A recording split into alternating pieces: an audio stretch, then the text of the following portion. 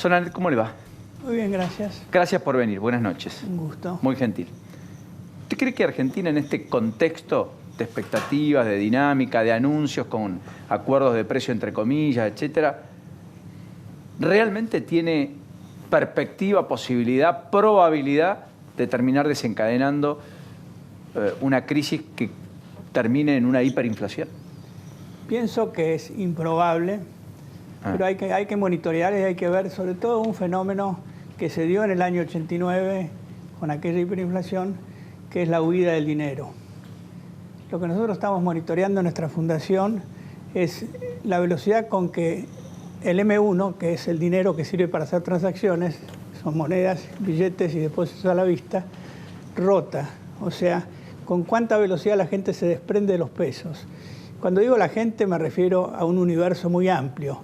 Esto no es consecuencia de decisiones de 5 o 6 personas ni de los bancos, sino de los miles de argentinos que tienen pesos en la mano. Y lo que venimos observando es que se va creciendo esa velocidad. Hace un año el M1, o sea, esta masa de pesos, rotaba cada 16, 17 días. Actualmente está rotando cada 11 días. Esto implica un efecto que es muy similar al de emitir dinero. Fíjense que un fenómeno que estamos observando, que con el acuerdo con el fondo desde hace varios meses, el Banco Central mantiene la base monetaria constante. Uno diría, entonces no tendría que haber inflación, la hay.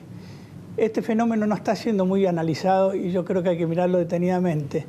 En los últimos 12 meses, la velocidad de circulación de los pesos creció un 44%, muy parecida a la inflación que estamos sufriendo. Y esto tiene que ver con la confianza. La confianza es lo que determina este comportamiento. Es la sensación que la gente tiene de que su dinero se va a desvalorizar más rápidamente. Tiene que ver con la velocidad con que cambia. Y la confianza tiene sus razones bastante evidentes. Algunas son económicas y otras son políticas. ¿Hoy es más político que económico? Diría que sí.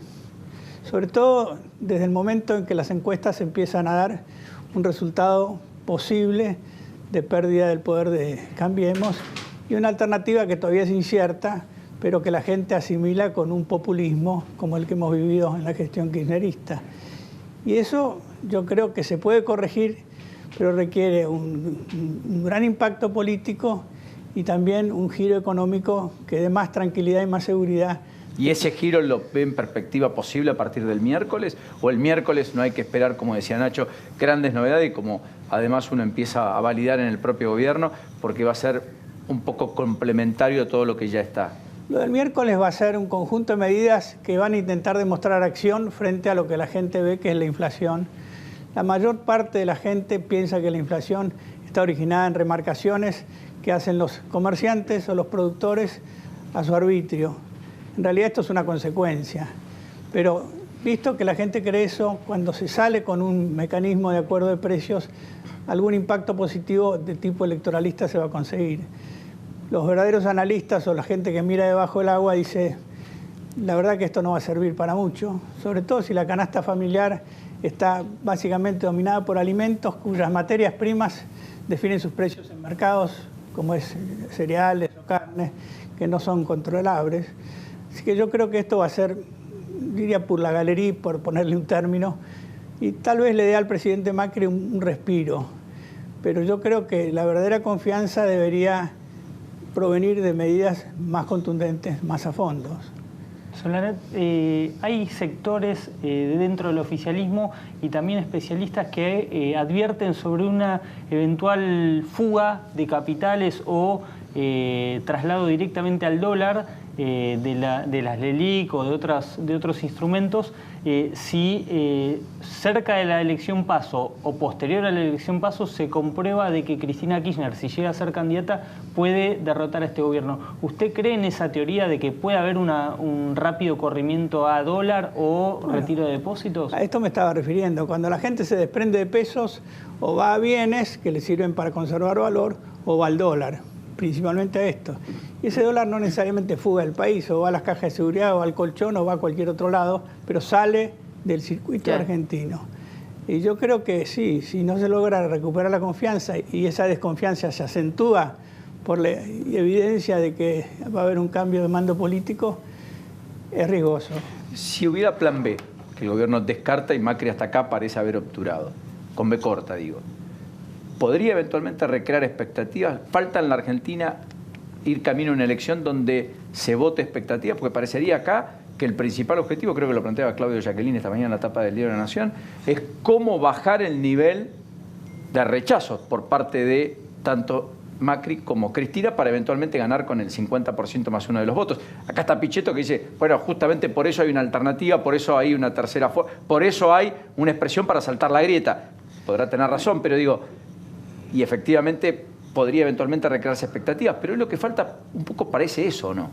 Bueno, el plan B corta es una posibilidad, yo creo que está definido en Cambiemos que no va a ser así, pero no soy politólogo, creo que puede darle algún influjo, alguna fuerza de tipo renovador, pero me parece que la cuestión no pasa por ahí, sino que pasa por asumir un liderazgo que el presidente no está asumiendo en este momento y me gustaría que lo haga. Por ejemplo, se va a votar una ley laboral que consiste en un blanqueo.